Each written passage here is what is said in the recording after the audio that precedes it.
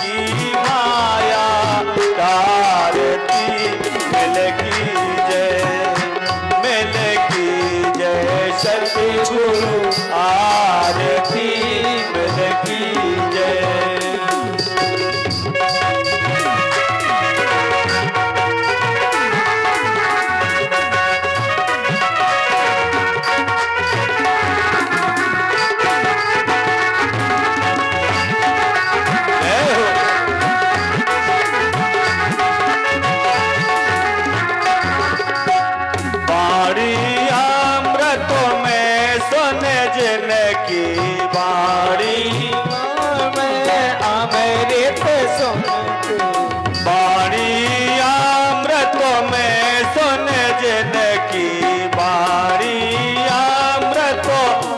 सुन जन की गोदी प्रेम को तारती मिल की जय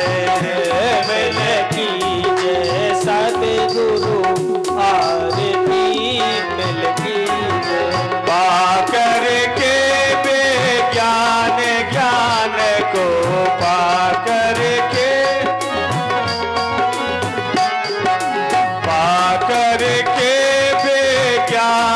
ज्ञान को पाकर के विज्ञान ज्ञान को पूर्ण शांति विस्तारती मिल की जय सतगुरु आरती मिल की जय। कर्पूर गौरम करुणावतारम संसार सारम भुजगेन्द्रहारम सदा वसंतम हृदयाय बिंदे भवम भवानी सहितं नमामि।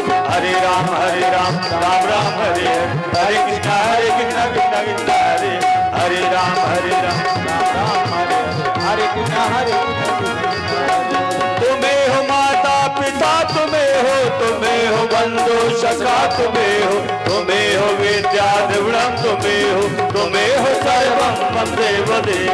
हरे राम राम राम हरे हरे कृष्ण कृष्ण कृष्ण हरे हरे राम राम हरे हरे कृष्ण कृष्ण कृष्ण हरे हरे राम हरे हरे कृष्ण कृष्ण कृष्ण हरे हरे कृष्ण कृष्ण कृष्ण हरे हरे कृष्ण कृष्ण हरे हरे। बोलिए वृंदावन में हरि लाल की जय। जय जय श्री राधे श्री गणेशाय नमः श्री सरस्वती नमः श्री वेद पुरुषाय नमः श्री गुरुचरणेभ्यो नमः। ध्येयं सदा परिवन्नगभीष्टदोहम् तीर्थास्पदं शिवविरञ्चनुतं शरण्यं भृत्यार्तियं प्रणतपालभवद्दिपोतं वन्दे महापुरुषते चरणारविन्दम्। अखण्डमण्डलाकारं व्याप्तं येन चराचरं तत्पदं दर्शितं येन तस्मै श्रीगुरवे नमः। ध्यानमूलं गुरुमूर्ति पूजामूलं गुरुपदं मंत्रमूलं गुरुवाक्यं मोक्षमूलं गुरुकृपः।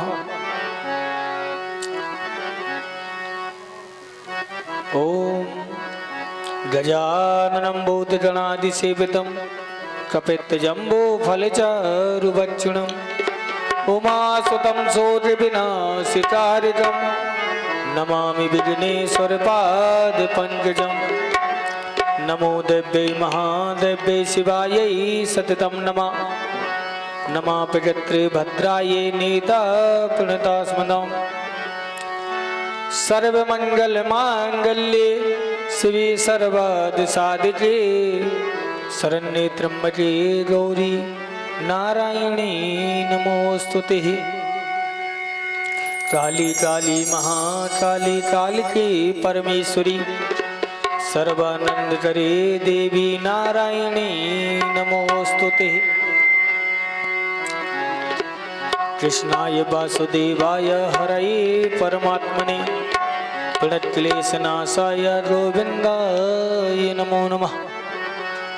सच्चिदानन्दरूपाय विश्वोत्पत्त्यादिहेतवे तापत्रय विनाशाय श्रीकृष्णाय वयं नमः। लोकाभिरामं रघुरङ्गधीरं राजीवनेत्रं रघुवंशनाथं कारुण्यरूपं करुणाकरन्तं श्रीरामचन्द्रं शरणं प्रपद्ये। मनोजवं मारुततुल्यवेगं जितेन्द्रियं बुद्धिमतां वरिष्ठं वातात्मजं वानरयूतमोत्कं श्रीरामदूतं शरणं प्रपद्ये। जय जय श्री राधारमण जय जय नवल किशोर जय गोपी चित चोर प्रभु जय जय माखन चोर। राधे तुम बड़े भागनी कौन तपस्या कीन और 3 लोक 14 भुवन सो तेरे अधीन। वृंदावन के वृक्ष को मरम न जाने को डाल डाल और पात में श्री राधे राधे होए। ब्रज 84 कोस में 4 गांव निज धाम वृंदावन और मधुपुरी बरसाना नंदगांव।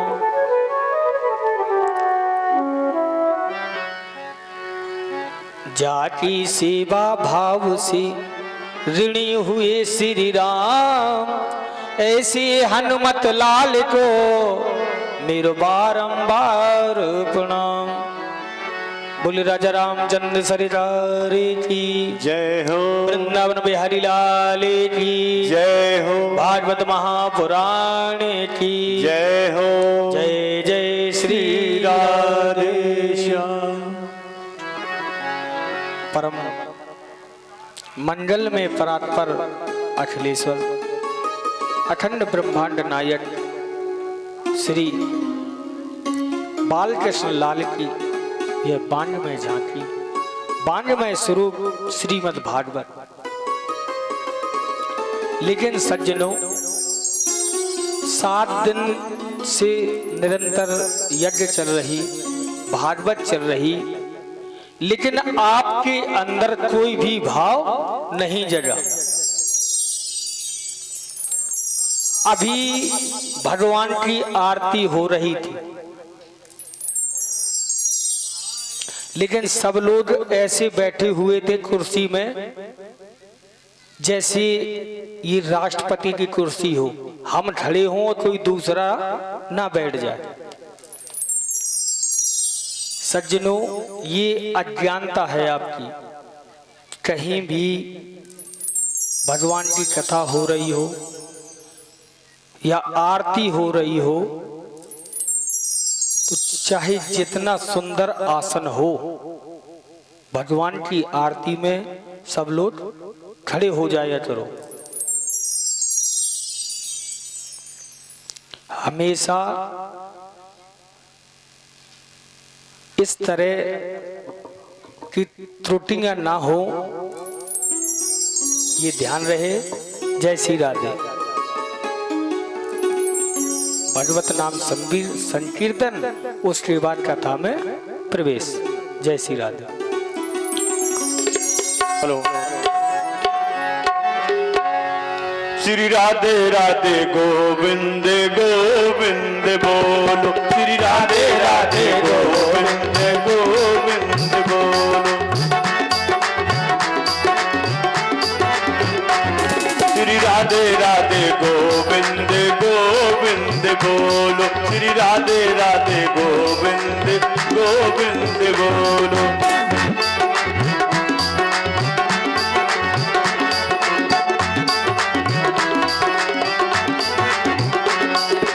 गोविंद बोलो गोपाल बोलो। गोविंद बोलो गोपाल बोलो। गोविंद बोलो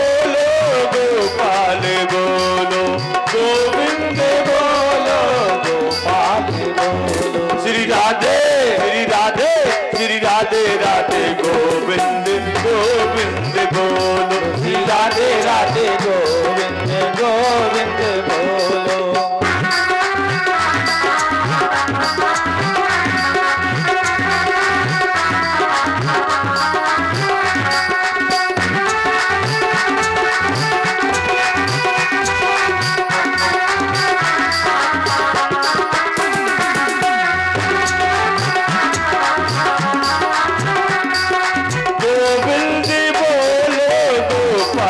बोलो गोविंद बोलो गोपाल बोलो गोविंद बोलो गोपाल बोलो गोविंद बोलो गोपाल बोलो। श्री राधे श्री राधे श्री राधे राधे गोविंद गोविंद बोलो श्री राधे राधे गोविंद गोविंद बोलो श्री राधे राधे गोविंद गोविंद बोलो श्री राधे राधे गोविंद गोविंद बोलो गोविंद बोलो हाँ गोविंद बोलो हाँ गोविंद बोलो।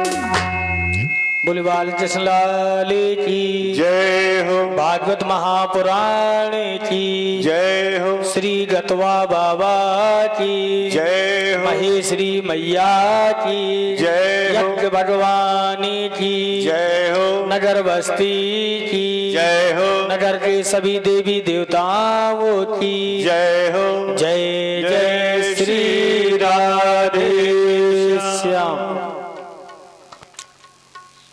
सज्जनों, कल की कथा में हम सब ने श्रवण किया था भगवान श्री कृष्ण द्वारकापुरी पहुंच गए। द्वारकापुरी में वहां के राजा बने और उनका पहला विवाह भी हो गया। पहला विवाह किसके साथ हुआ है? क्यों परीक्षित जी? परीक्षित जी कहाँ ध्यान है आपका? पहला विवाह किसके साथ हुआ? कल आपने कथा में सुना किसके साथ हुआ भगवान का विवाह है?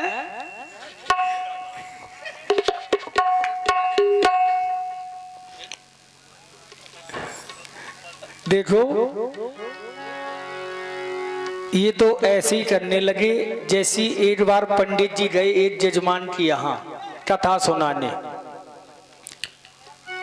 पूरा दिन कथा सुनाई, पूरी राम कथा विस्तार से सुनाई, मन से सुनाई पंडित जी ने। शाम को जैसे ही आरती का समय आया, जजमान ने हाथ जोड़े, बोले पंडित जी एक शंका है हमारी। बोले कैसी? बोली ये बता दो महाराज कि आपने राम और रावण का पूरा दिन नाम लिया, लेकिन मुझे केवल एक चीज बता दो कि राक्षस राम था या रावण था?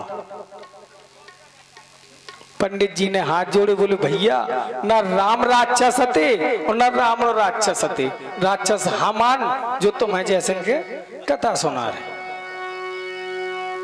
तो देखो, कहने का तात्पर्य है कि कथा सुनो लेकिन मन से और अंतःकरण में प्रवेश करती जाए। ये नहीं कि यहां से निकली और ये धर को चली गई, क्योंकि मन कहीं और है और बैठे यहां तो कैसे काम चलेगा। ये मनी राम है ना बहुत जल्दी भटकते। इतनी गति किसी की नहीं है जितनी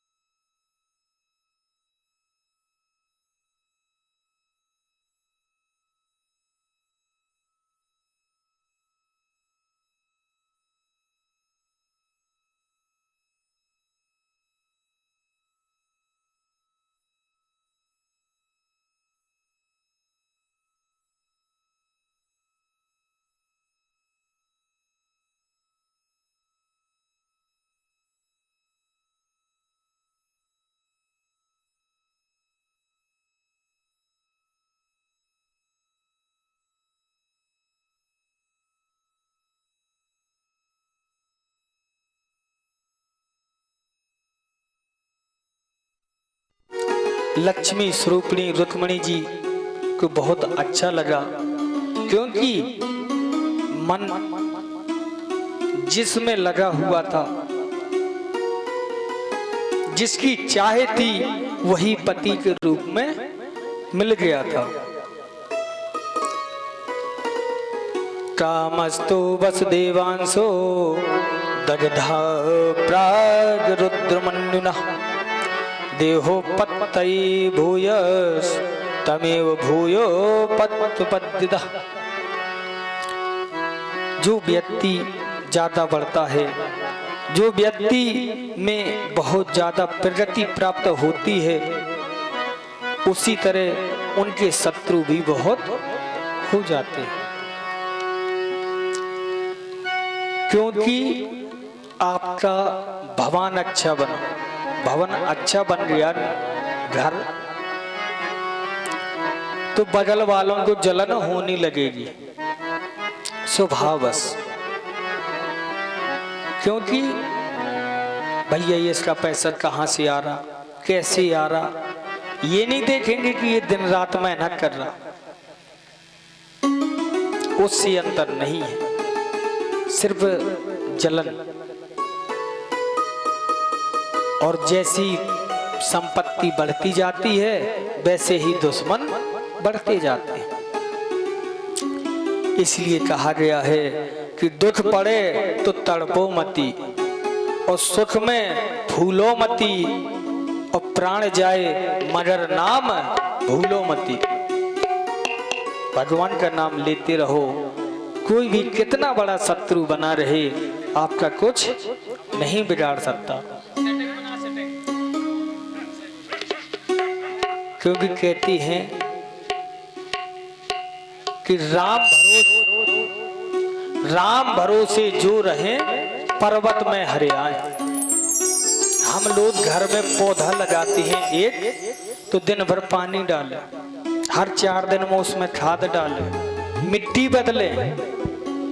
और बताओ महाराज, पहाड़ों में कौन कैसे पानी डालता? चट्टान के ऊपर सुंदर वृक्ष तैयार हो जाते, तो उनमें कौन पानी डालता है, कौन उसमें खाद डालता, कौन मिट्टी डालता? इसलिए कहा गया है कि राम भरोसे जो रहे पर्वत में हरे आए। सज्जनों, ऐसी एक सज्जन थी, नित्य प्रभु की सेवा करें, दिन रात भजन करें, कीर्तन करें।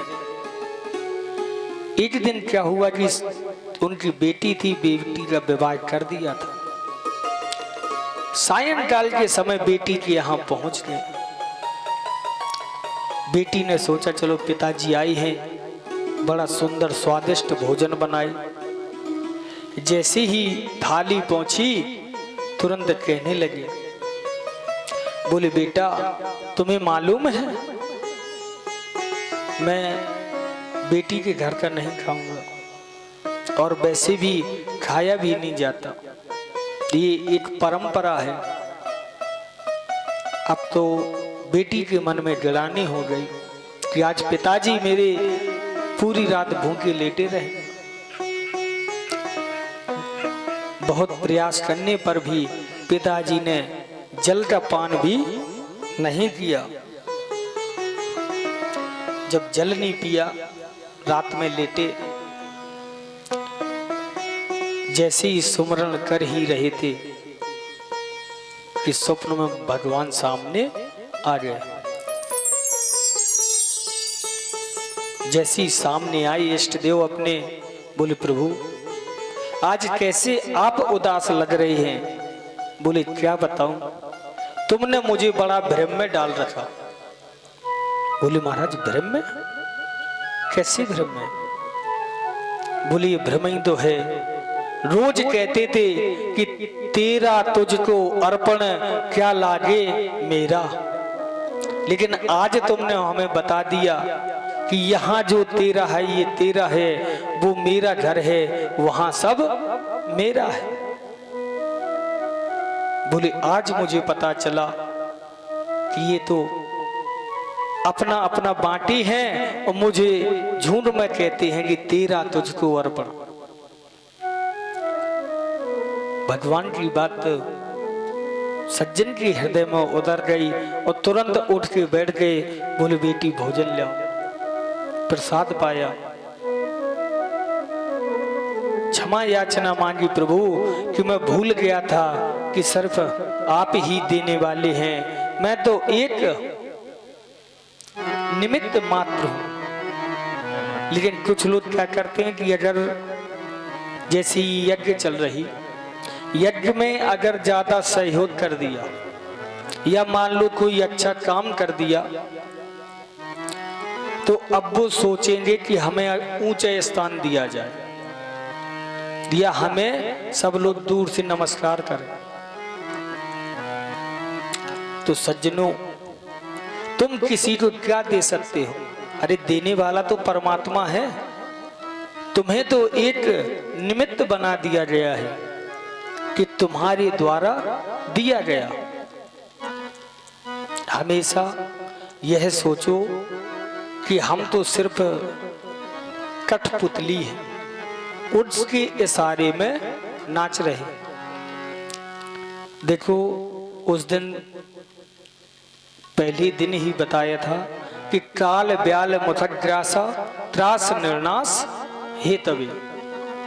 हम सब लोग, एक सर्प है बहुत बड़ा अजगर, अपना मुंह खोले बैठा है। काल ब्याल मुथग्रासा, ग्रास माने होता भोजन, हम सब लोग उसका भोजन बने हुए हैं। लेकिन वो खा जब तक नहीं रहा जब तक हमारी आयु पूर्ण नहीं हुई। जिस दिन उसने मुंह बंद कर लिया हमारा जीवन खत्म हो गया।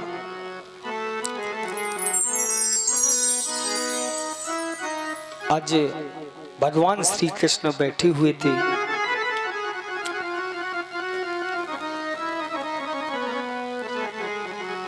सत्राजित और प्रसेनजित दो भाई थे।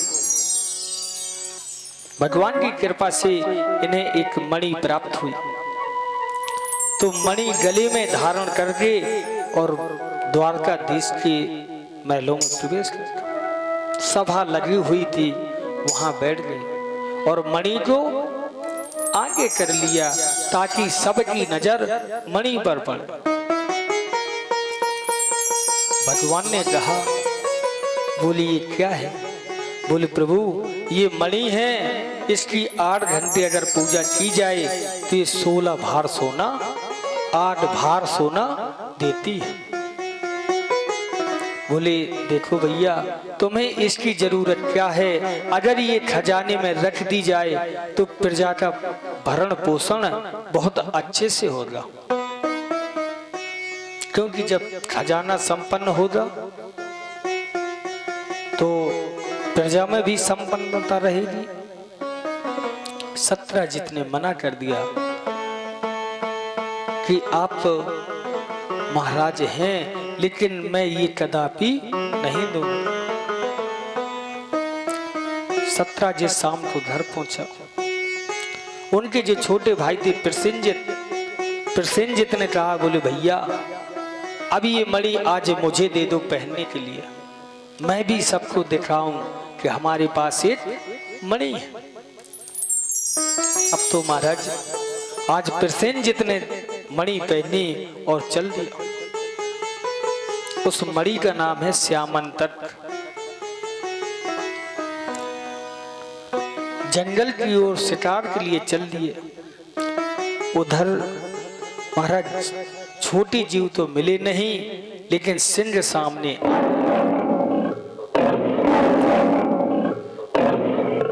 जैसे ही सिंह सामने आया, प्रसेनजित जब तक भागना चाहा जब तक सिंह ने प्रहार कर दिया और प्रसेनजित को मार दिया। मारने के बाद मणि उठाई और चल दी। उसी समय जामवंत जी चले आ रहे थे। उन्होंने देखा कि ये सिंह के पैर में क्या है। पंजे में दबाई, ये क्या है जो इतनी चमक है। जामवंत जी ने सिंह को मारा और मणि ले ली। मणि लेकर अपनी गुफा में चले गए। उनकी एक बेटी है जामवती। मणि जामवती को दे दी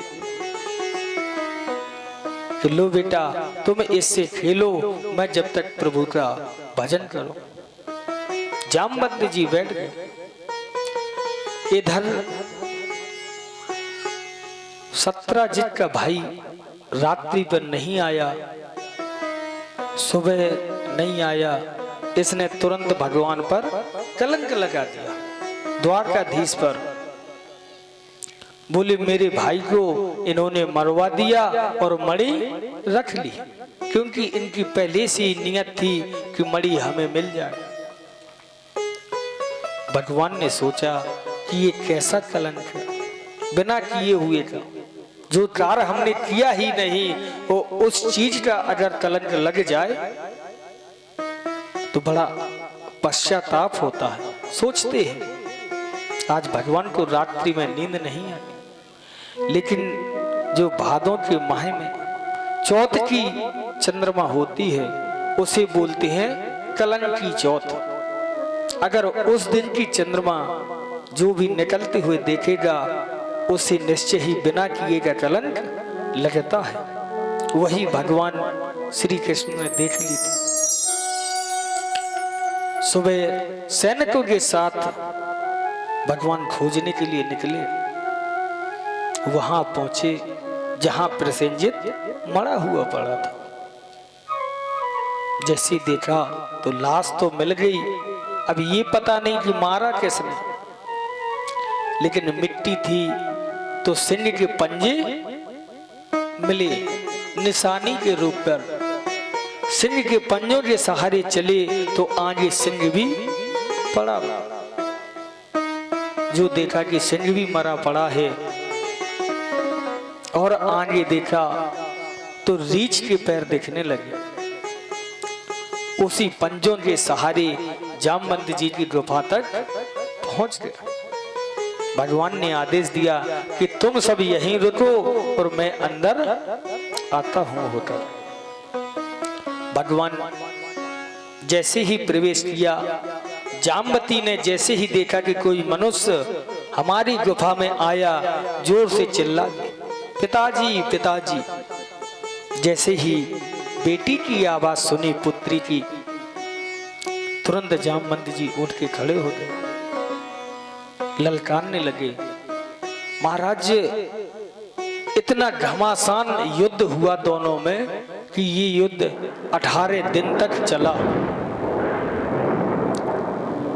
जब 18 दिन हो गए, जामवंत जी की नसें ढीली हो गईं। जामवंत जी ने तुरंत हाथ जोड़ लिए, बोले प्रभु मैं समझ गया आप कौन हैं, आप मेरे प्रभु हैं श्री राम। अब देखो सज्जनों, एक भ्रम और।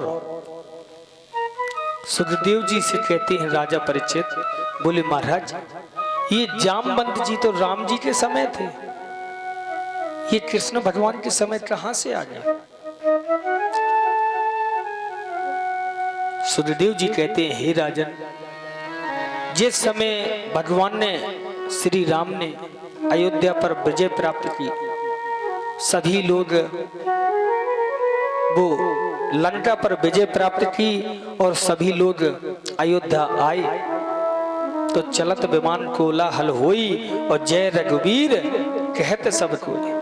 सारे भानर बालू रीछ शोर मचाते हुए अयोध्या आए। तो हमने यथा उचित सबको बारी बारी वरदान मांगने को कहा था कि जो मांगोगे वही मिलेगा।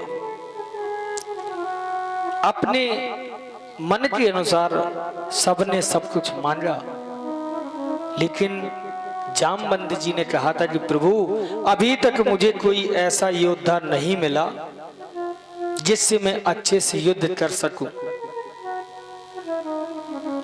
आप हो ना हो तो बस दो दो हाथ हो जाए, यही इच्छा है मेरी और दूसरी इच्छा नहीं है। तो श्री राम जी ने कहा, बोले देखो जामवंत जी, इस समय मैं मर्यादा पुरुषोत्तम हूं और शिष्य और गुरु में अगर युद्ध हो रहा तो ये मर्यादा के अंदर नहीं है, अमर्यादित कार्य हो जाएगा। गुरु अगर जीत भी जाएगा तो कहेंगे कि भाई गुरु है वो तो जीते ही जाएगा, और हार गए तो भारी बदनामी हो जाएगी। बोले यही उनसे कह दिया था जामवंत जी से कि तुम इंतजार करो, तुम्हारा ये कार्य मैं निश्चय पूर्ण करूंगा, तुम्हारे मन की अभिलाषा मैं पूर्ण कर दूंगा। आज वही जो त्रेता में श्री राम बने थे, द्वापर में श्री कृष्ण बने हैं, वही जामवंत जी हैं जो युद्ध की अभिलाषा रखते थे। आज द्वारकाधीश से बोले हे प्रभु, मुझे अपने प्रभु के दर्शन दो, मुझे वही रूप के दर्शन दे दो जैसे ही राम जी का रूप रखा। जामवंत जी ने प्रणाम किया और कहा, महाराज ये मेरी बेटी है, इसका हाथ आपके हाथ में दिए दे रहा हूं, और ये मणि दहेज के रूप में दिए दे रहा हूं, और मुझे प्रभु अब कृपा करो कि मैं अनन्य भक्ति पर लीन रहूं, अब मुझे और कोई अभिलाषा नहीं है। भगवान का दूसरा विवाह जामवती जी के साथ हो। इधर जिस समय मणि मिली, पता चला कि जामवंत जी के पास थी मणि, अब सत्यजित को मणि वापस दे दी, लेकिन सज्जनों रात में नींद नहीं आई। सोचने लगा कि मैंने अनावश्यक किसी पर कलंक लगा दिया। प्रातः काल होते ही मणि और उनकी एक बहन थी,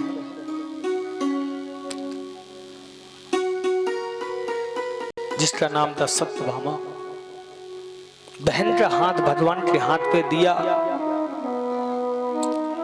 और तीसरा विवाह सत्यभामा के साथ हो गया। इसी क्रम में चलते भगवान एक समय अर्जुन के साथ घूमने जा रहे थे। यमुना किनारे जैसे ही पहुंचे, वहां पर देखा कि सुंदर स्त्री बैठी। अर्जुन साथ थे। अर्जुन ने पूछा कि हे देवी, आप कौन हैं और यहाँ निर्जन जंगल में कैसे बैठी? वो कहने लगी, अहम देवस्य सवितुर दुहिता पातिमिच्छति विष्णुं वरेण्यं वरदं तप परमो मस्तितः। बोले अहम देवस्य सवितुर, बोले मैं सूर्य की पुत्री हूं, यमराज की बहन हूं और मेरा नाम है कालिंदी। मुझे ही यमुना कहते हैं और विष्णु वरेण्यम वरदम, विष्णु को वर रूप में चाहती हूं, इसलिए यहां बैठ के तपस्या कर रही हूं। भगवान का चौथा विवाह कालिंदी के साथ हो गया। बिंद और अरविंद नाम के दो भाई थे, दोनों राजा थे। दोनों की परम लाडली बहन थी एक, उसका नाम था मित्र वृंदा।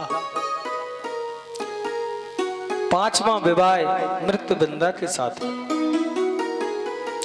नग्नजित नाम के एक राजा थे, उनके यहाँ 7 बैल थे। तो राजा ने शर्त रखी कि जो एक नकेल से 7 बैलों को नाथ देगा उसके साथ मैं अपनी बेटी का विवाह कर दूंगा।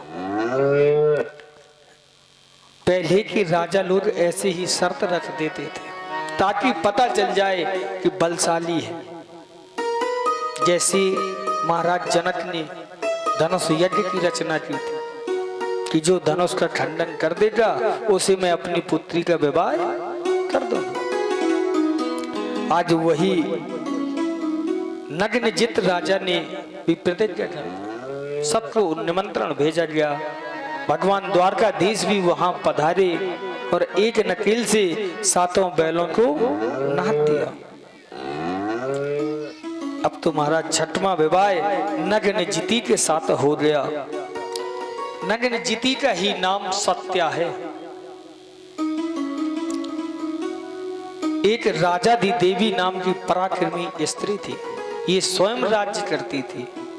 इसकी बेटी का नाम है भद्रा।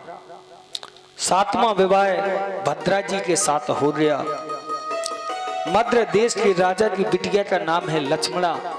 8वां विवाह भगवान का लक्ष्मणा के साथ हो गया। और तो और महाराज एक पराक्रमी राजा है भौमासुर, जो भूमि से उत्पन्न हुआ है, इसलिए इसका नाम पड़ गया भौमासुर। भौमासुर ने अपने बल का दुरुपयोग करके जिस राज्य को लूटे, जिस राज्य पर विजय प्राप्त करे, वहां की सुंदर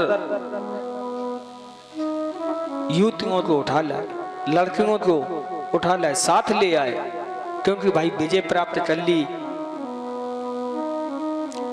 और अपने कारागृह में डाल देता। इसके मन में था कि जब 20,000 लड़कियां इकट्ठी हो जाएंगी तब मैं सबका एक साथ विवाह करूंगा, वो भी अपने साथ। 20,000 विवाह एक साथ करेंगे। भगवान द्वारकाधीश के पास ये सूचना पहुंची। भगवान भौमासुर के यहां पधारे। सत्यभामा जी को साथ लेकर भयंकर युद्ध चला। बाद में भौमासुर को मार दिया, उसका भी उद्धार कर दिया। बंदी गृह में पहुंचे 16,100 राजकुमारियां बंद थी।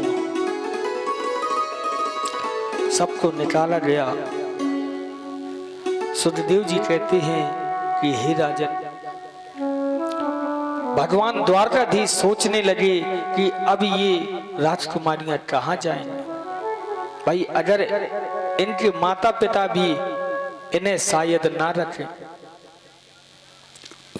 विवाह भी अगर किसी के साथ करना चाहें तो वो कहेंगे कि भौमासुर के कारागृह में बंद रखेंगे, हम इनसे विवाह नहीं करेंगे। अब इनके सिर्फ 2 ही रास्ते हैं, या तो ये मरेंगे, मृत्यु दंड कर मृत्यु कर लेंगे, या फिर गलत मार्ग पर चल देंगे। भगवान ने कहा कि हे देवियों, अगर आपको कोई आपत्ति ना हो तो तुम्हें मैं सब एक साथ भरने को तैयार हूं। भगवान द्वारकाधीश ने 16,100 विवाह एक साथ कर लिए। अब भगवान के कितने विवाह हुए? 16,108। सभी लोग राजकुमारियों सहित महल में द्वारकापुरी में पधारे। सब लोग द्वारकापुरी के आनंद हो रहे हैं कि आज प्रभु के विवाह फिर हो रहे। लेकिन देखो सज्जनों कि भगवान के विवाह तो हुए, लेकिन तारीख कोई भी निश्चय नहीं हुई। हम लोग तो 2-2 महीना पहले से कि उस दिन बारात जानी है, लेकिन यहाँ भगवान की शाम तक पता नहीं, ना कोई मंडप ना कोई मायना, सीधी विदा।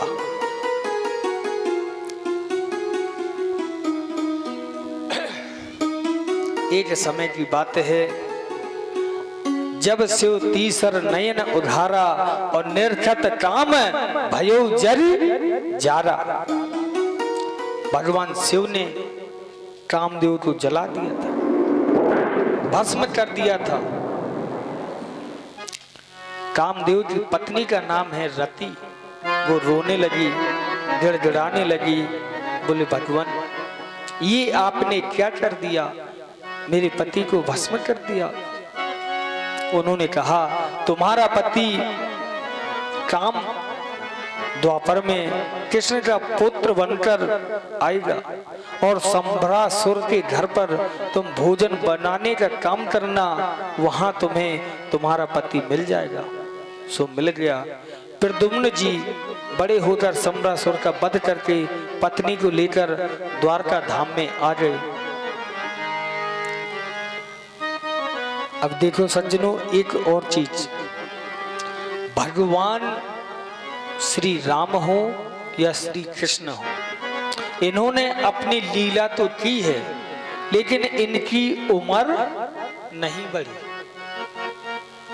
राम जी का तो भागवत में लेख आया है कि 13,000 वर्ष अपनी लीला की है, लेकिन 13,000 वर्ष में भी भगवान कुल 15 वर्ष के रहे। 15 वर्ष से ना बड़े थे ना ही छोटे। वही कृष्ण है कि इनकी भी आयु कुल 15 वर्ष रही, क्योंकि भगवान के ऊपर काल की चाल नहीं होती। काल तो स्वयं उन पे लय है, उन्हीं में लीन रहता है, उस पे काल का असर कैसे होगा। भगवान के 108 विवाह संपन्न हुए। भूमि रानो बले वायो न मनो बुद्धि देवचा। भगवान कहते हैं, एक दिन की बात है सज्जनों कि रुक्मणी जी बैठे हुए थे। बोले चलो आज देखते हैं रुक्मणी जी से कि ये कितना खींचती है, इनकी गुस्सा भी देखी जाए है या इसी तरह ही प्रेम है। भगवान पहुंच गए, कहने लगे, बोले हे देवी, पता नहीं तुमने मुझे क्या समझा, क्या मुझे देख लिया। मेरे पास तो ऐसा कुछ भी नहीं है जिससे तुम बिना देखे ही मोहित हो गए और मेरे साथ विवाह के लिए भी तैयार हो गए। जब तक कुछ अच्छाई ना दिखे तब तक किसी पर आसक्त होना नहीं चाहिए। रुक्मणी जी कहने लगे, बोले प्रभु ये पूछो कि मैंने आपको क्या क्या नहीं देखा और क्या नहीं समझा। बोले देखो मैं बचपन से चोर रहा, बचपन से ही मैंने चोरी करना सीखी। तो बोले क्या हुआ प्रभु, ये कोई बड़ी बात नहीं है। जब तुम अपने भक्तों के अहंकार अभेद बुद्धि को चुराते हो तो माखन तो बहुत छोटी वस्तु है। अगर आप में सामर्थ्य है अहंकार चुराने का तो माखन में क्या है, वो तो कोई चोरी। बोले आपके नाम लेने से जिसके पाप क्षय हो जाते हो। बोले महाराज और तो और मैंने आपकी बहुत सी कीर्ति सुनी। बोले कीर्ति क्या सुनी? देखो जिस समय जरासंध चढ़कर आ गया हम युद्ध ही छोड़ के भाग गए। बोले प्रभु बस यही तो एक अंतर है, अगर कमी निकालेंगे तो हर कहीं निकल आए। प्रभु मुझे आप में एक भी कमी नहीं दिखी और आप अपनी कमियां मुझे 1000 गिना रहे। लेकिन कमी में भी मुझे सार समझ में आ रहा। लेकिन सज्जनों, कुछ लोग होते हैं जो कमी निकालते हैं। एक दिन ये सज्जन बैठे हुए थे, ऐसी ही बातें चल रही थी कि एक सज्जन और आ गया उन्हीं के पास। दोनों बैठे, सामने एक बेल लगी हुई थी। बेल मान लो काशी फल की या लौकी की, तो उसमें काशी फल लगा हुआ था। तो बोले देखो भगवान कितना उल्टा है। बोले देखो कितनी बड़ी कमी है इसमें भगवान में कि बेल इतनी सी है और फल इतना बड़ा लगा दिया। तो दूसरे बैठे तो बोले भैया ना हो तो आज हम दोनों एक काम करें। बोले क्या? बोले चलो भगवान की कमी निकालें, कितनी कमी की है उसने। भैया आप तो रजिस्टर आ गया, पेन ले लिया, कमी निकालना शुरू हो गई। गांव वालों ने सुना कि क्या हो रहा। बोले भैया कमी देख रहे भगवान में कितनी है। जैसे ही नगर के बाहर निकले, आम का पेड़ देखा। बोले देखो पेड़ इतना बड़ा है और फल छोटा है। बोले पहली कमी लिखो। और आगे बढ़े तो उन्हें बेल मतलब हर तरीका से उन्हें कमी ही नजर आती। मध्याह्न काल हुआ, एक पेड़ के नीचे जाके लेट गए। वो पेड़ था कैथा का। गर्मियों के दिन थे, जैसे ही लेटे सो रहे थे, आंधी चली और एक कैथा आया और सीधा नाक में गिरा। अब तो महाराज खून बहने लगा। बड़ी मुश्किल से जैसे तैसे सही होके बैठ पाए। बोले भैया, बोले हाँ। बोले ऐसा करो, जो नहीं ये कमी लिखी है सबसे पहले यही पन्ना फाड़ो। बोले काहे? बोले भगवान ने जो भी किया है सब सही किया है। बोले काहे भैया, अभी तो कमी देख रहे थे।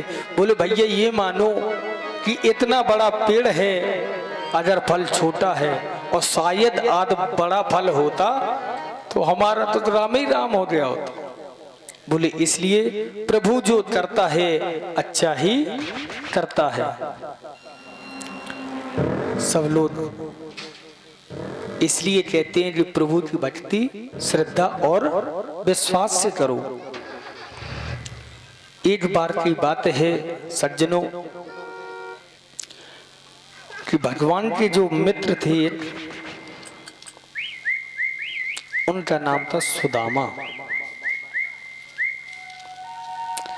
कृष्णास्यासि सदा काचित् ब्रह्मणो ब्रह्मवित्तमः विरत इंद्रियार्थेषु प्रशान्तास्मा जितेन्द्रिया। श्री राधे।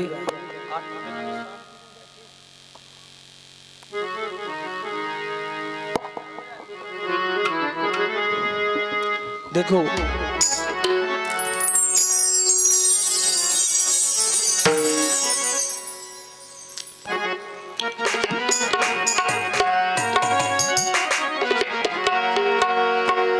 और जीवन है तेरे हवाले मुरलिया वाले, जीवन है तेरे हवाले मुरलिया वाले।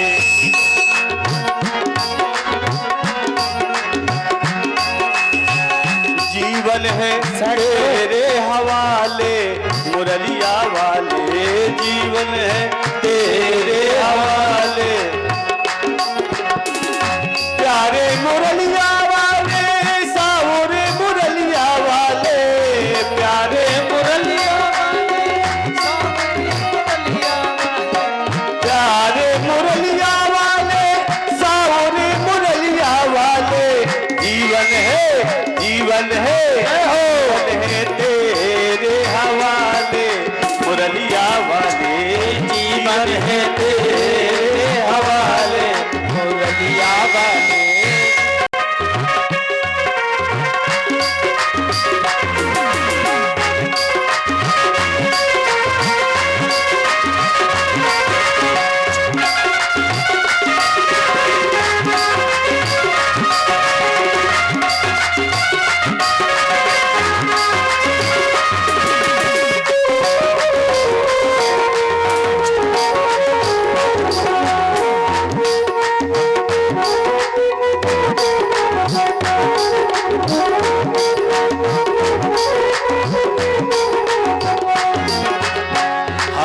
कठपुतली तेरे हाथ की, हम कठपुतली तेरे भैया पैर की आवाज बोलो। हमें कठपुतली, हाँ हमें कठपुतली तेरे हाथ की, हमें कठपुतली तेरे हाथ की, चाहे जैसे नचा ले मुरलिया वाले, जीवन है तेरे हवाले मुरलिया वाले।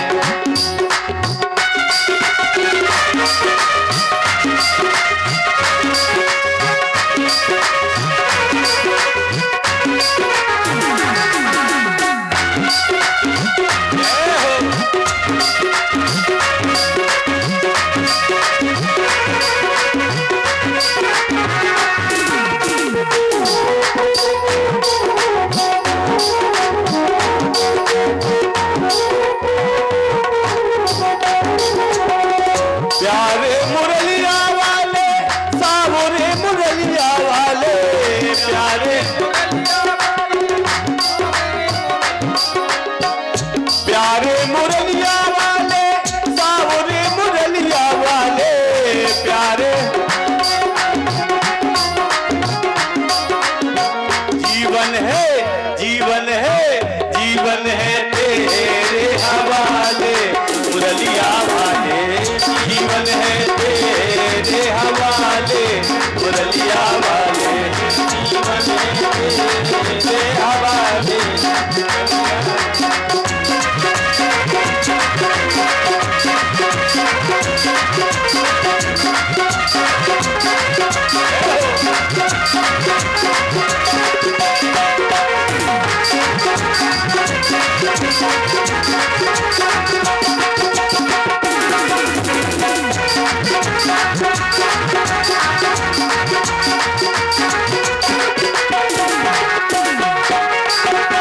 हम कठपुतली तेरे हाथ की, हम कठपुतली तेरे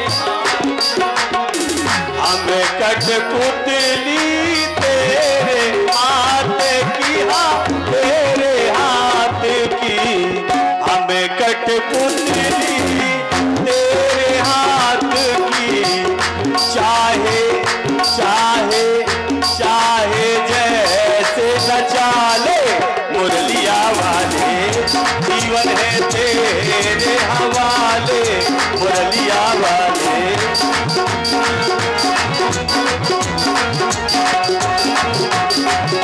प्यारे मुरलिया वाले, सावरे मुरलिया वाले, प्यारे मुरलिया वाले, सावरे मुरलिया वाले, जीवन है तेरे हवाले मुरलिया वाले, जीवन है तेरे हवाले मुरलिया वाले, जीवन है तेरे हवाले मुरलिया वाले।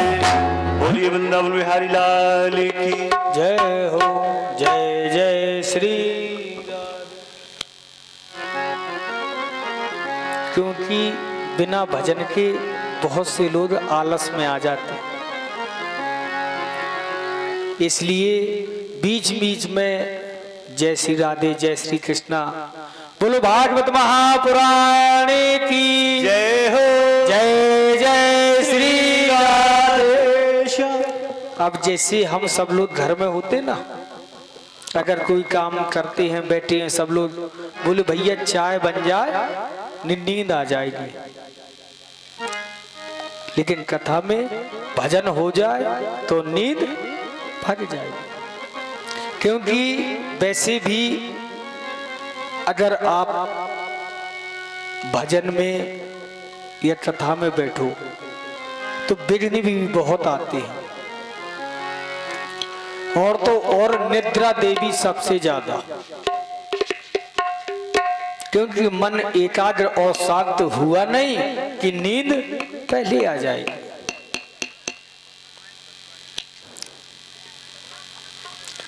सूर्यदेव जी कहते हैं, हे राजन, आज भगवान द्वारकाधीश अपने महलों में सभी रानियों के साथ हर भवन में उपस्थित है। जितनी रानियां हैं उतने ही महल हैं। नारद जी ने सोचा चलो मैं भी प्रभु की लीला देख। आज वहां आए तो देखा तो कहीं पुत्रों के साथ खेल रही है, कहीं पौत्रों के साथ बैठी है, कहीं किसी महल में भोजन कर रही है। नारद जी ने प्रणाम किया, बोले महाराज अगर आपके इतने रूप हैं तो इसमें कोई बड़ी बात नहीं है, क्योंकि आप तो कण कण में व्यापी हैं,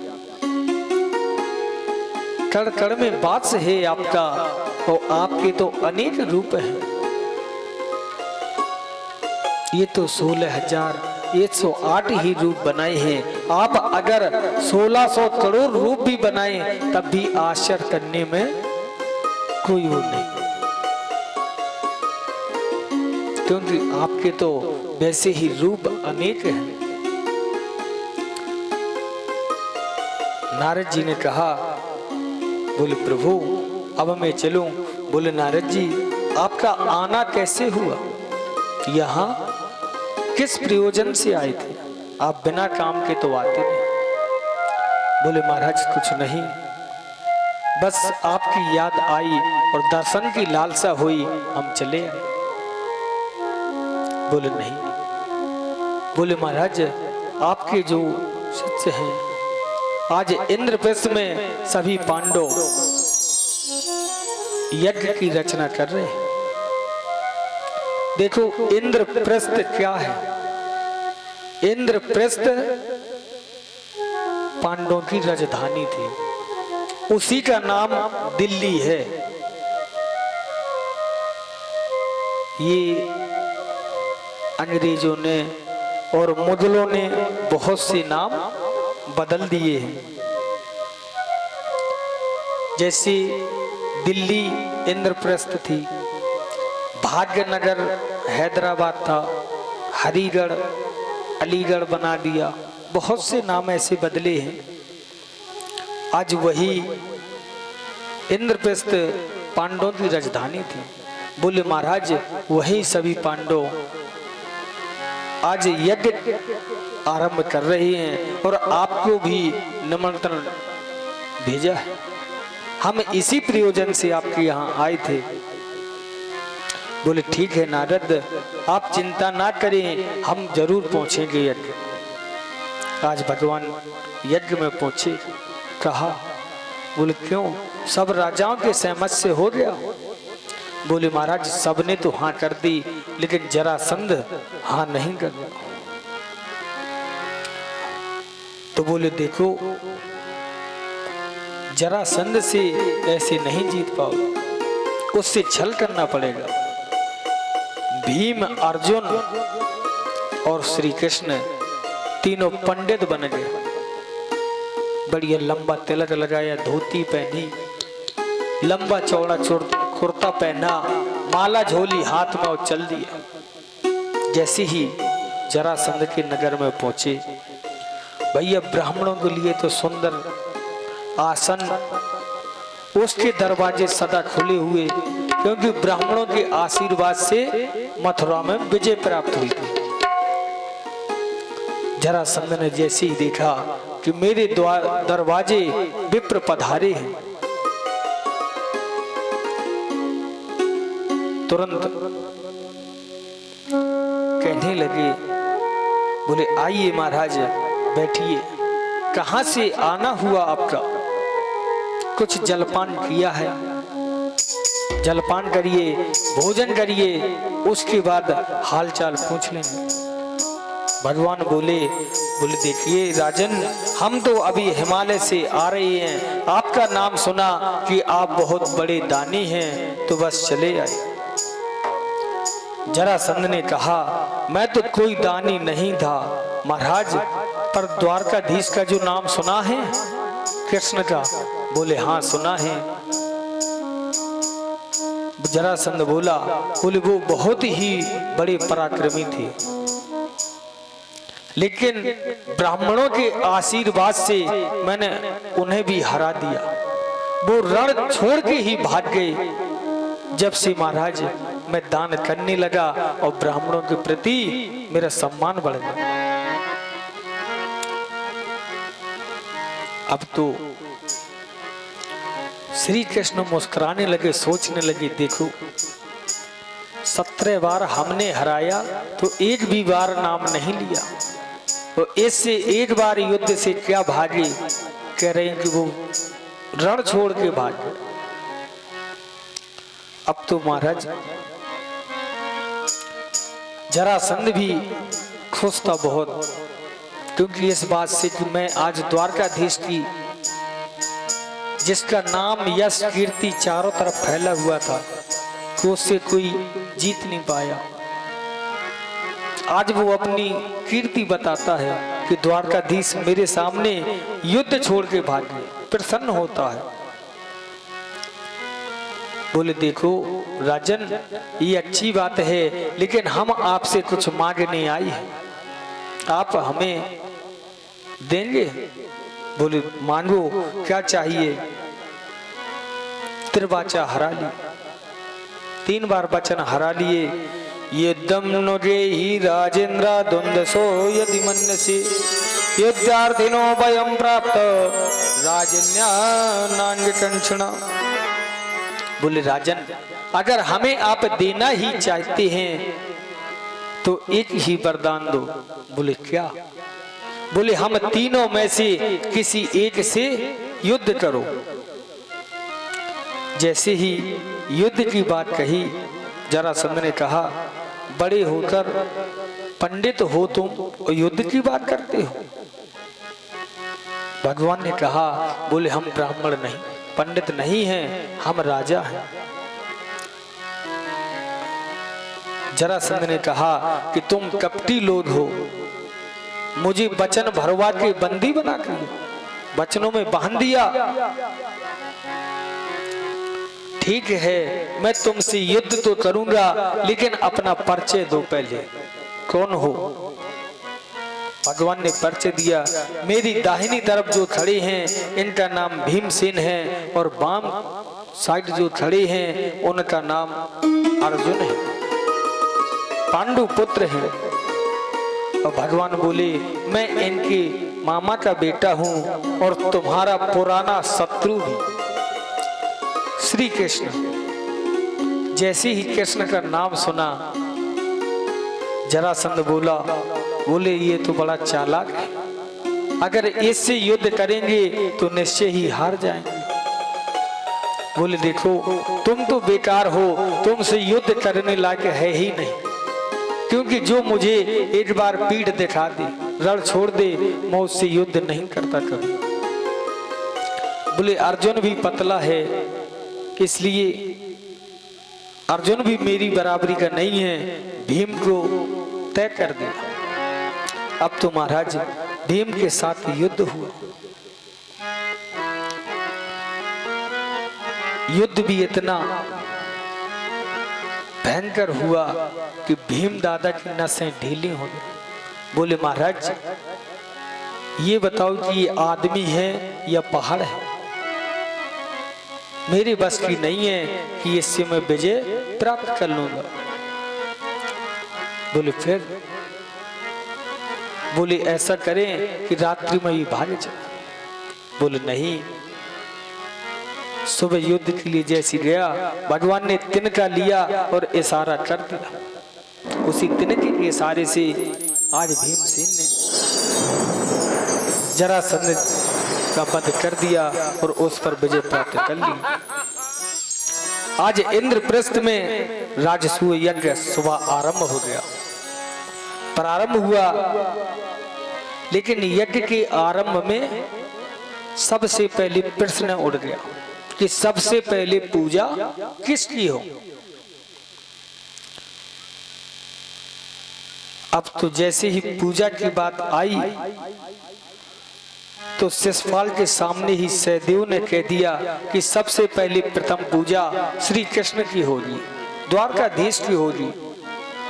शिशुपाल ने तुरंत गाली देना शुरू कर दिया। 100 गाली गिनकर कृष्ण ने माफ कर दी और जैसे ही उसने एक गाली ऊपर की तो उसका भी सुदर्शन चक्र से सिर काट दिया। इधर भगवान ने यज्ञ की, सबको अपने अपने भागों में बांटा गया।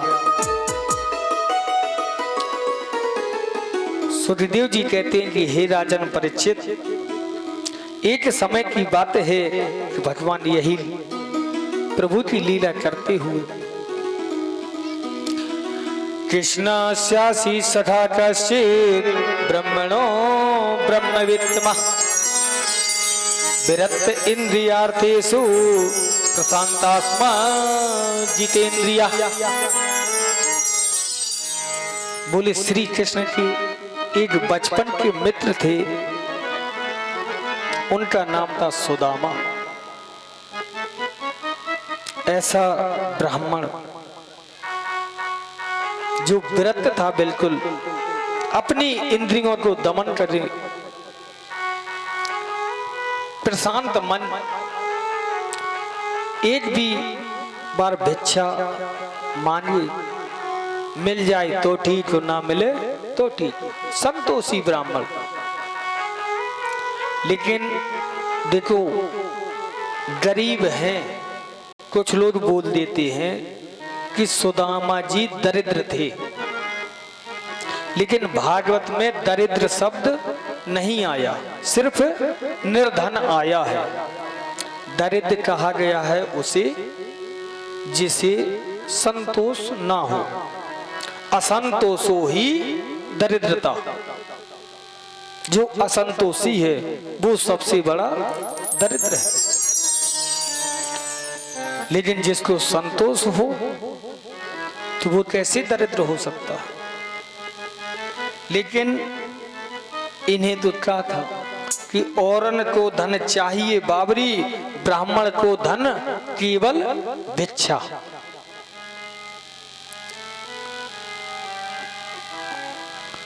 लेकिन ऐसे भिक्षा मांगने वाले थे, 5 घरों में जाते भिक्षा लेते चले आते। किसी भी वस्तु की कोई लालसा नहीं, लालसा है तो सिर्फ एक कि मेरा भजन ना छूटे, मेरी इंद्रियां मेरे ही काबू पर रहे। क्योंकि कहा गया है कि जब आवे संतोष धन तो सब धन धूरी समान। अगर आपको संतोष आ गया तो फिर सब धन धूरी के समान हो जाता है, और अगर संतोष नहीं है तो महाराज आप 84 के चक्कर में ही फंसे रहेंगे। ऐसे ही एक सज्जन थे ब्राह्मण, भिक्षा के लिए नित्य पृथ्वी पर घूमते, प्रतिदिन जाते थे, जितना मिल जाए ले आए, रात को बढ़िया खाएं बनाए और सो जाए। एक दिन एक भिक्षा मांगने वाला उनके पास आया। बोले क्यों, तुम दिन भर में कितना मांग लेते हो? बोले इतना मिल जाता है कि मैं और मेरा परिवार आराम से खा लेते हैं। बेचारी ने कहा, बोले तुम भी कहाँ मांगती रहती हो, मैं दिन भर में 20 किलो आटा मांग लेता हूँ और 2 किलो सिर्फ खाता हूँ, बाकी 18 किलो बचा के रखता हूँ कि अगर शायद ना जा पाया तो कम से कम काम तो आएगा मेरे। अब तो उन दोनों को भी लालसा लग गई। अब महाराज जो 10 बजे तक निकलते थे, अब वो 8 बजे जाने लगे। शाम को 4 बजे वापसी आने वाला आदमी आज 6 बजे आ रहा। महाराज ऐसी लालसा लगी कि रोज के रोज दिन बढ़ते गए और मांगने पर भिक्षा। अब तो इतना वो हो गया कि सुबह 4 बजे ही निकल जाएं कि ज्यादा से ज्यादा घर जाएंगे, ज्यादा मांग कर लाएंगे। देर रात्रि से घर आए, ये है 84 का चक्कर कि पहले 1 रुपए था, उतने ही में संतोष था, फिर 84 हो गए, तो अब लगे कि 16 और हो जाए तो हमारे पास 100 का नोट हो जाए। हमारा 100 हुए तो लगने लगा कि अब 1000 हो जाए, 1000 से लाख, इसी तरह लालसा बढ़ती गई। लेकिन सुदामा के मन में एक भी बार ये नहीं होता कि मुझे और कुछ चाहिए, क्योंकि इनके अंदर संतोष है, अपनी इंद्रियों को अपने काबू पर रखते हैं, ना किसी भी वस्तु खाने की लालसा है और ना रखते हैं। एक दिन उनकी जो पत्नी का नाम था सुशीला, पत्नी भी वैसी सुंदर सुशील थी। उन्होंने कहा, बोले देखो आप यहाँ अकेले बने रहते हैं, हमें हमेशा बताते थे कि हमारा एक मित्र है, ये मित्र नाम तो हमने बहुत सुना, पर आपने आज तक नहीं कहा कि हमें मित्र से मिलने जाना है या मित्र हमारे घर आ रहा है। बोले देवी अगर मित्र के यहाँ जाऊंगा 2-4 दिन का मेरा समय बर्बाद होगा, इसलिए मैं यहीं ठीक हूं। बोले अरे तुम तो बड़े उससे कहा करते थे कि हमारा मित्र द्वारकाधीश है, द्वारकानाथ है, एक राजा है, तो तुम राजा के यहाँ जाने से डरते। सुदामा जी कहने लगे, बोले देवी अब देखो वो राजा है और मेरी अवस्था नहीं है उस हिसाब से कि उसके यहाँ तक जाऊं। सुशीला ने समझाया, बोले महाराज अगर मित्रता सच्ची है तो ना वो वस्त्र देते ना आपका चरित्र देते, उन्हें केवल प्रेम देखते हैं, और जब तुम्हारे बचपन के सखा हैं तो तुम्हें पहचानेंगे क्यों नहीं। महाराज बड़ा आग्रह किया सुदामा जी से कि आप अपने मित्र से तो मिल ही आइए। बोले देखो मित्र के पास तो मैं जाऊं, लेकिन जाऊं कैसे, ना तो मेरे पास वस्त्र है, ना ही मेरे पास छत्र है, ना कमंडल है, और ना ही मित्र के यहाँ कुछ ले जाने के लिए भी सामग्री है। बोले कैसे जाऊं। कहने लगी देवी कि देखो स्वामी अगर आप चाहें तो सब कुछ हो सकता है, और जब बहाना ही ढूंढना है तो कुछ नहीं हो सकता। तो बोले देवी फिर क्या किया जाए। तो बोले आप तैयारी बनाए, मैं आपकी व्यवस्था करे देती हूँ। उनकी जो धोती थी कई जगह से फटी हुई थी, उन्होंने सिल के बांध दी, आधी धोती लपेटी आधी ओढ़ ली। पांव पर कभी चप्पल नहीं पहनी, जूते नहीं पहने, सर पर कोई पगड़ी नहीं, ना कोई छाता ना कमंडल, कहीं कुछ। ऐसा विरक्त पंडित, वो भी भगवान का सखा, द्वारकाधीश का। सुशीला ने पड़ोस में जाकर सबके घर से एक एक मुट्ठी चावल मांगे, वही चावल की पोटली बांधी और दे दी। लेकिन सज्जनों, क्या सुशीला जी एक घर से 5 मुट्ठी चावल नहीं ले पाती?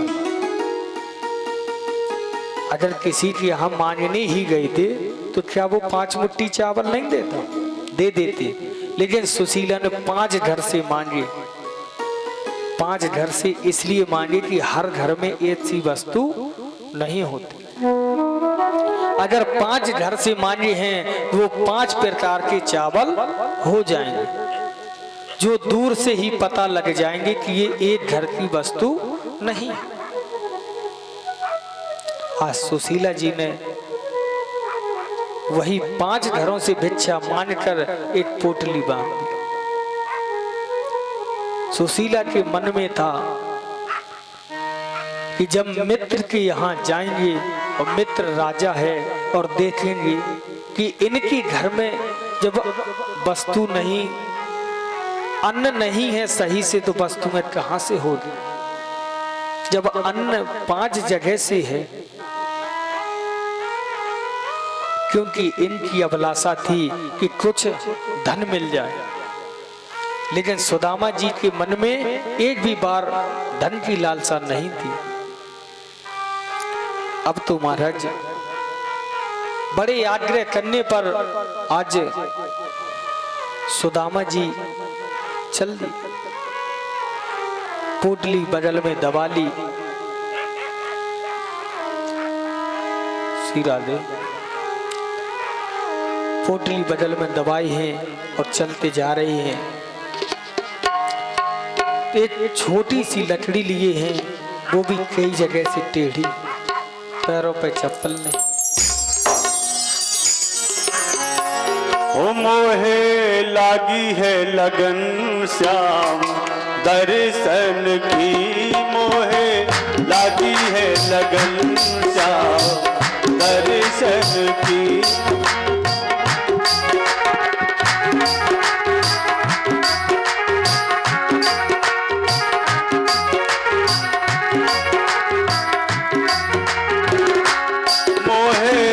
लागी है लगन श्याम दर्शन की, मोहे लागी है लगन श्याम दर्शन की। दर्शन की मोहे दर्शन की हो, दर्शन की मोहे दर्शन की, मोहे लागी है लगन श्याम दर्शन की, मोहे लागी है लगन श्याम दर्शन की।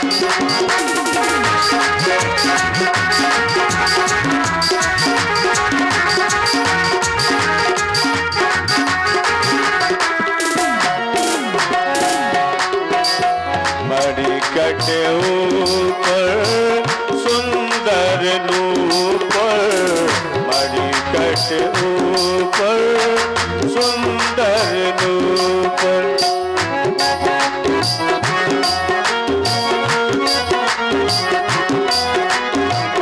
मणिकट ऊपर सुंदर नूपुर, मणिकट ऊपर सुंदर नूपुर।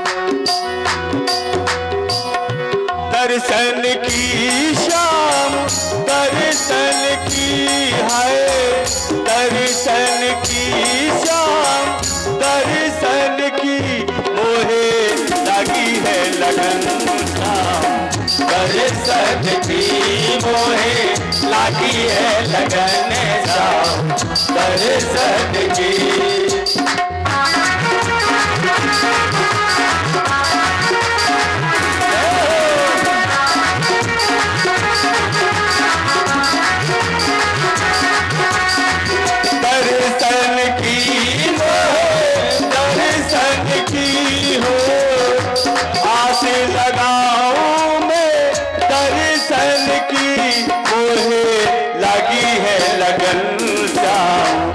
दर्शन की मोहे लगी है लगन श्याम दर्शन की।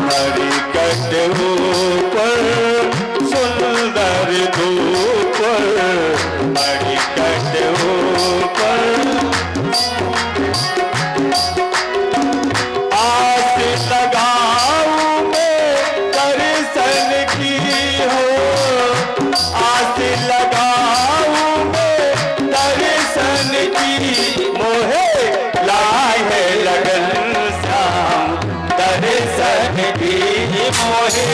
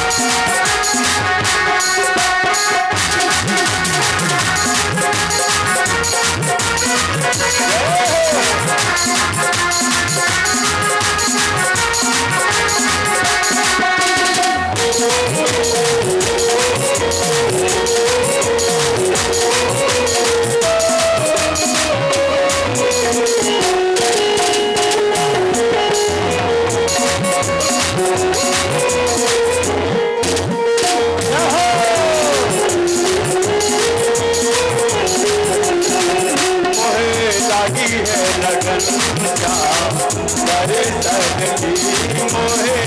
लागी है लगन श्याम दर्शन की। बोलिए कन्हैया लाल की जय हो। जय जय श्री राधे। बोलो राधे राधे। आज देखिए सज्जनों, इस समय यज्ञ चल रही है सतचंडी। आज माँ चंडी के दर्शन हम सभी को होंगे झांकी के माध्यम से कुछ ही क्षणों बाद। जय श्री राधे। सुदामा जी आज चलते जा रही हैं, धीरे धीरे। शरीर में इतनी जान नहीं है, इतनी ताकत नहीं है कि अच्छे से मार्ग तय कर सके, क्योंकि शरीर बिल्कुल पतला, एक एक हड्डी थोड़ा तबला और बढ़ाए थे उनकी गिन ले, एक एक मांसपेशियां उनकी साफ साफ दिखाई दे रही। कहते जा रहे हैं ना भूख लगती है ना प्यास लगती है, जिंदगी अब उदास लगती है। कैसे आऊं मैं कन्हैया तेरी द्वारका नगरी, आस भी अब निराश लगती है। और गरीबी ना दैयो भगवान, गरीबी ना दैयो भगवान। और भारी है परिवार, गरीबी ना दैयो भगवान, ना दैयो भगवान, गरीबी ना दैयो भगवान। भारी है परिवार, गरीबी ना दैयो भगवान, गरीबी ना दैयो।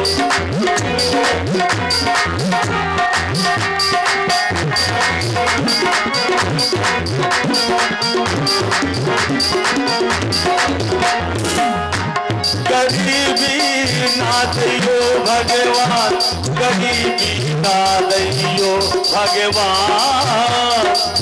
भारी है परिवार, गरीबी ना दैयो भगवान, गरीबी।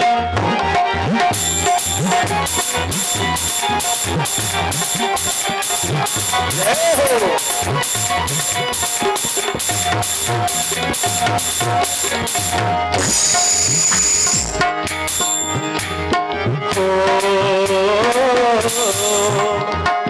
चार संत द्वारे में ठाड़े मंगा रहे हैं दान, राम जी मंगा रहे हैं दान। चार संत द्वारे में ठाड़े मंगा रहे हैं दान, राम जी मंगा रहे हैं दान।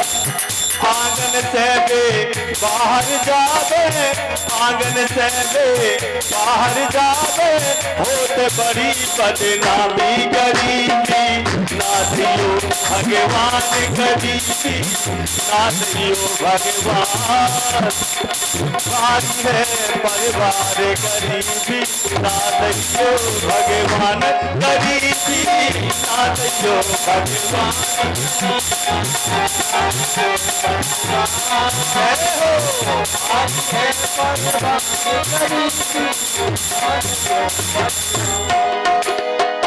तीन दिन आलो बारे में मर गई बाप मताई, भर जवानी में बाप राम जी, भर जवानी में बाप, बारे में मर गई,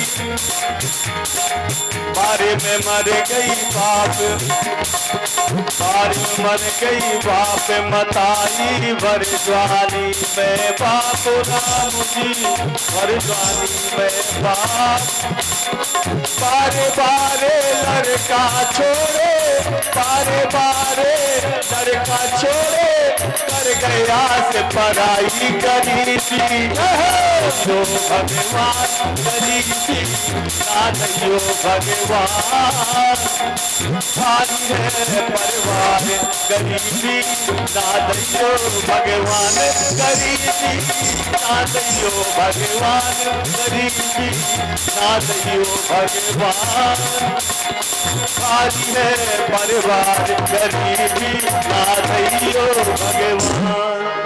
बोल कृष्ण लाल की जय, वृंदावन बिहारी लाल की जय हो। जय जय श्री राधे, जय जय श्री राधे, बोलो राधे राधे।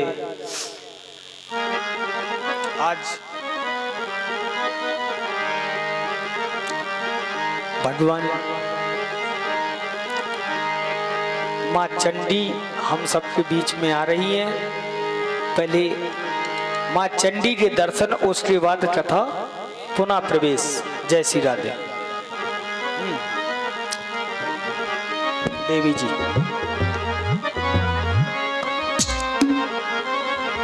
हेलो। और मैया के द्वारे घूंघट